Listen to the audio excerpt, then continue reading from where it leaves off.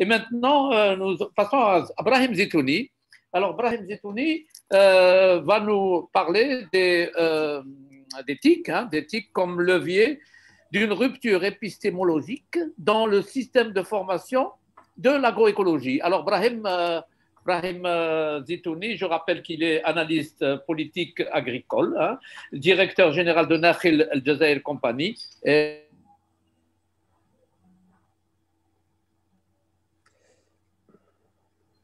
Est-ce que vous m'entendez? Oui. Bon, parfait. Salam alaikum. Alors, d'abord, je voudrais remercier tous les panélistes pour cet excellent webinaire. Et je remercie avec une mention spéciale Sibé Saoud, qui m'a valu une immense émotion parce qu'il a dédié sa présentation à Youssef Septi, que j'ai eu le bonheur de connaître. Et je crois qu'on ne pouvait pas mieux faire, Sibé Saoud. Merci beaucoup. Vraiment, ça m'a ému au plus haut point. Merci mille fois. Alors, formation, repenser le système de formation agricole, mais on pourrait dire repenser le système de formation, et promouvoir l'agroécologie au service d'une agriculture de progrès en Algérie, mais on pourrait dire ici, et promouvoir tout développement durable. Et là, je voudrais avoir une petite réflexion sur un petit peu ce qui est en train de se nouer. Le premier basculement pour les Arabes, c'est lorsque le prophète, sallallahu alayhi wa sallam, l'ange Gabriel lui a dit « Li, Aqra ». Et à partir de ce moment-là, le monde arabe est passé dans l'écriture. Et ce saut de ce qui est informel, immatériel à l'écriture a été la première rupture épistémologique qui nous a permis d'aller de l'avant. Il y en a eu une seconde. Ça a été la volonté de Dar al-Ilm au Xe siècle à Bagdad de faire un centre qui ramène toutes les connaissances de tout le monde connu de l'époque et faire des copies, traduire et faire des copies en langue arabe de tout un tas de choses. Donc, on a un signe, c'est l'écriture, et on a un premier carte mémoire, une première carte mémoire, un premier stock de l'information, de la connaissance, à Dar al-Ilm. Et ce que nous avons raté en tant qu'Arabes, ce sont deux choses. L'invention de l'imprimerie Gutenberg, parce qu'en réalité, on peut multiplier les copistes, mais un livre traduit du grec à l'arabe, multiplié par 300 et 400, diffusé à la cour de l'émir, ce n'est pas comme un livre qui est diffusé à des milliers d'exemplaires et qui peut traverser le monde et les mers pour partager les connaissances. La seconde invention qui est, à mon avis, que nous avons ratée, c'est la perspective.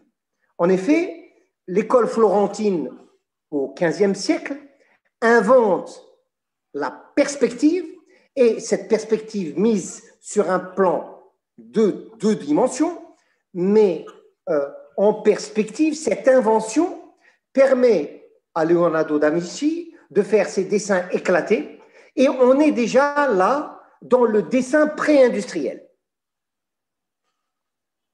Deux inventions extrêmement importantes et qui permettent de repenser le système de formation, car c'est bien ces deux inventions-là qui préparent la Renaissance, de même que c'est bien Dar al-Ilm qui a soutenu la civilisation arabo-musulmane à son apogée.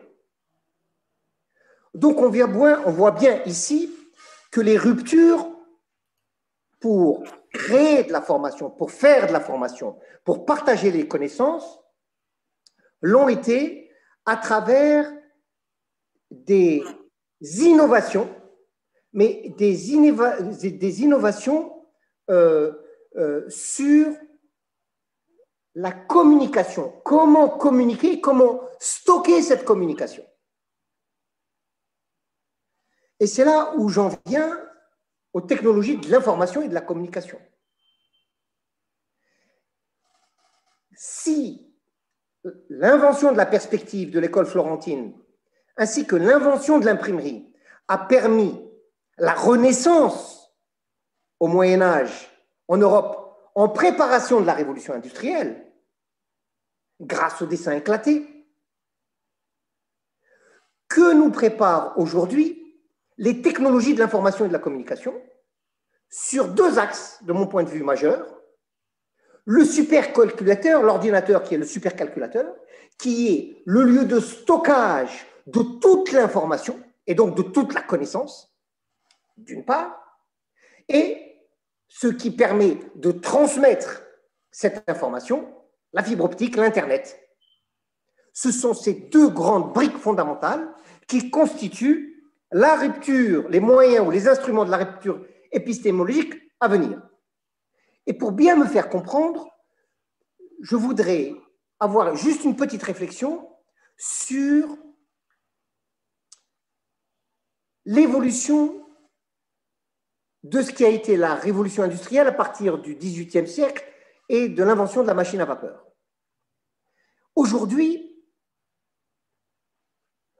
on est quand même frappé de constater que l'approche du développement humain, l'approche du développement durable, influencée par les théories de rupture du GIEC sur les risques majeurs climatiques, parce que tout est intimement lié, emprunte finalement beaucoup à l'histoire de la sécurité industrielle, qui a largement contribué à l'évolution, voire au dépassement des procédés industriels eux-mêmes, en introduisant massivement l'automatisme, l'électronique et l'informatique, en déconnectant en quelque sorte l'homme de la machine jusqu'à la conduite progressive de cette machine par des programmes intelligents, se rapprochant de plus en plus de la pensée humaine, pris dans sa dimension de rationalité de systèmes strictement logiques. L'automobile, pour prendre ne serait-ce qu'un exemple, est désormais construite par des robots, aujourd'hui asservis, mais demain ces robots seront autonomes. Et on ne peut que s'interroger sur la validité des investissements, par exemple, consacrés à cette industrie dans notre pays, pour des raisons d'encouragement d'emploi, alors que c'est aujourd'hui une industrie qui est totalement robotisée. Si on prend ce parallèle de la sécurité industrielle qui a permis la déconnexion entre l'homme et la machine, l'homme n'est plus intégré à l'industrie, n'est plus intégré à la machine. Il est déconnecté de la machine. Maintenant, c'est l'intelligence artificielle, c'est la robotisation qui conduit la machine et qui conduit la révolution industrielle. Cette déconnexion de l'homme à la machine doit nous faire réfléchir. En effet, parce que ce cheminement qui a été, depuis le début de la révolution industrielle, ça a été qu'un effort de déconnexion de l'homme de la machine et du travail à l'activité. C'est cette déconnexion que nous sommes en train de vivre aujourd'hui.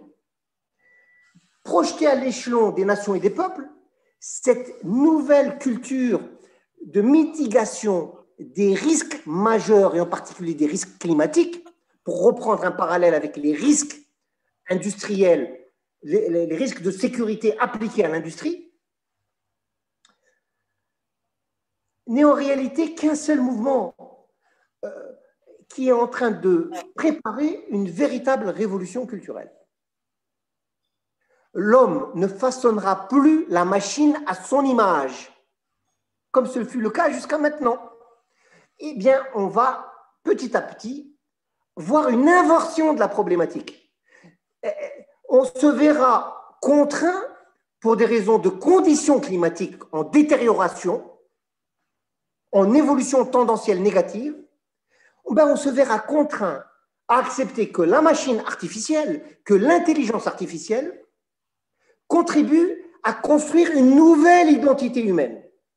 C'est-à-dire que nous sommes exactement dans une problématique complètement inversée.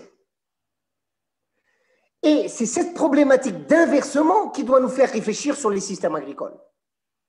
En effet, on voit bien qu'au XIXe siècle, c'est la mécanisation, le mécanisme la machine qui s'est projetée sur l'agriculture. Et aujourd'hui, on va voir que la robotisation va vouloir se projeter sur l'agriculture. On va essayer de déconnecter l'agriculture de l'homme, exactement comme on a déconnecté, ou comme nous sommes en train de déconnecter l'homme de l'industrie, de la machine et de l'industrie. Et c'est là où on doit vraiment être extrêmement attentif, parce qu'en réalité, cette révolution d'ordre culturel qu'on est en train de préparer, c'est-à-dire que ce n'est plus la machine qui est un prolongement de l'homme, mais l'homme qui va de plus en plus devenir un prolongement de la machine. C'est cette rupture épistémologique qu'il faut repenser, et pour nos systèmes de formation, et pour nos systèmes économiques, qu'ils soient agricoles ou industriels. Voilà, j'ai essayé de faire un petit peu de philosophie pour essayer de replacer dans un contexte beaucoup plus général les problématiques qui ont été abordées par tous les panélistes. Je pourrais en dire beaucoup plus, mais je pense que pour une première approche, c'est largement suffisant. Merci beaucoup de votre attention.